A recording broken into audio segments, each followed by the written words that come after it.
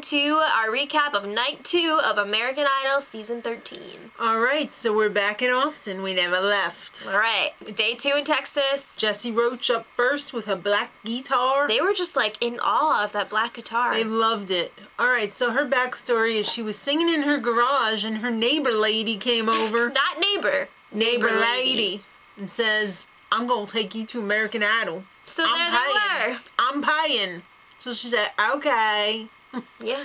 And it was a yes. She had a really interesting, unique voice. Okay, not my cup of tea, but whatevs. Sorry. The thing I don't like about this season, if I could just get it out of the way, I don't like how they blow through the yeses and the nos.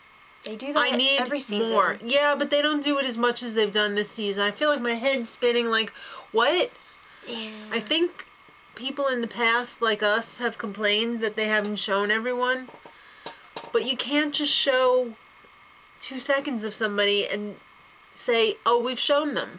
They have to keep the pace interesting. You can't do the same thing. But I want to know everyone's backstory. Well, you can't. Well, there were 3 yeses, because that's how they usually come, in groups of 3. Alright, next up, we're 2 friends, Jemiah and Keandra.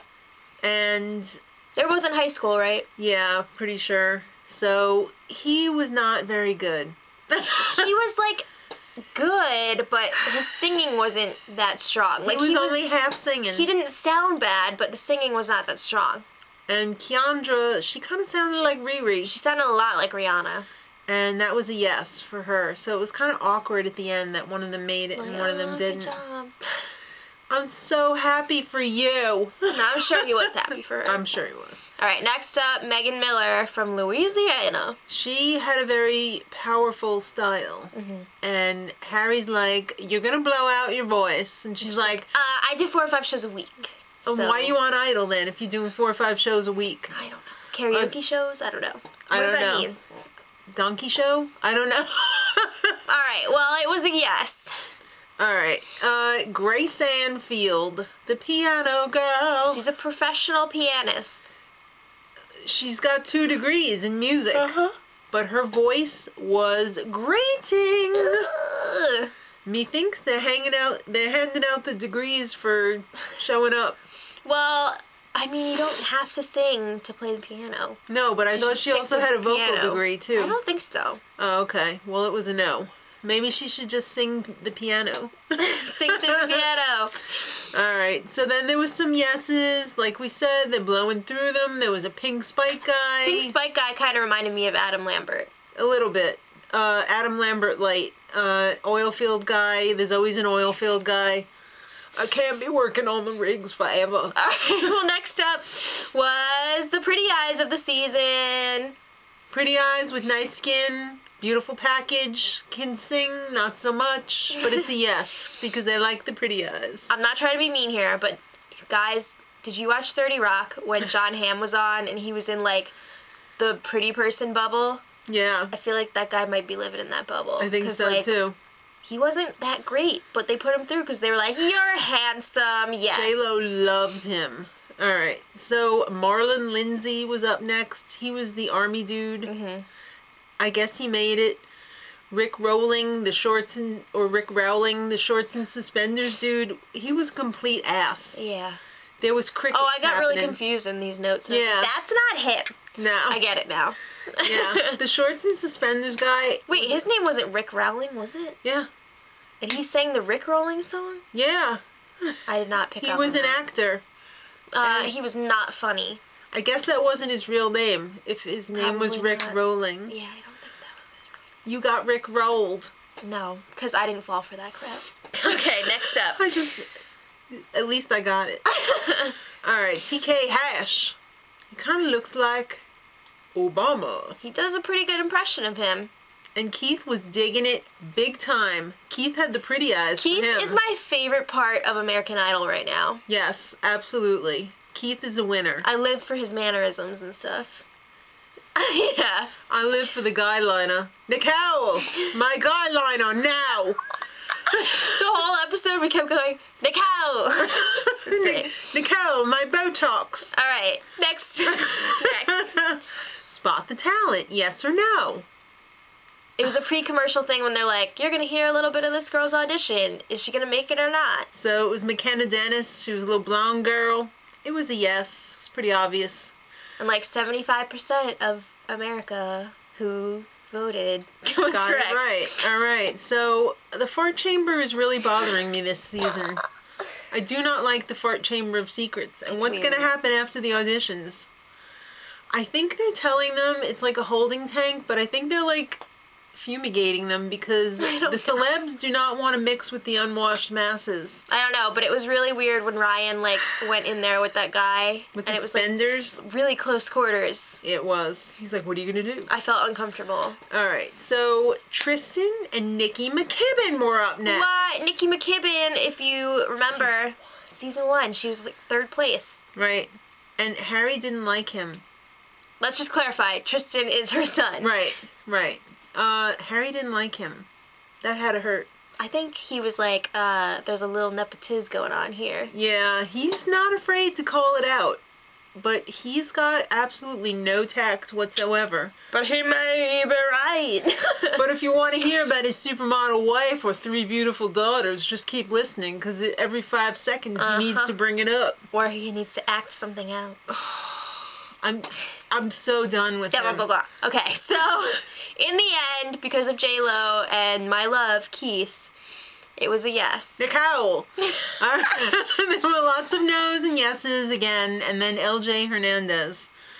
He sang, I'll be, and it was just that bad. It was bad. It was a horrific no. No. Nicole. All right. Then John, the worship leader, I believe they opened the show with him without saying, you know, yeah, what the deal was, but his name was John Fox, and it was a big, fat, what does Keith Urban say? Yes. Nicole. Okay. Yeah. Next. Right. That ends the Austin auditions. They had a little post-shoot the breeze on the Sofa King bacon.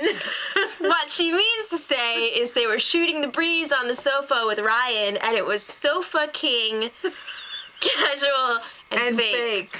But then when they opened San Francisco, they had their briefing on the sofa again, the 4 of them. Wasn't this when Ryan.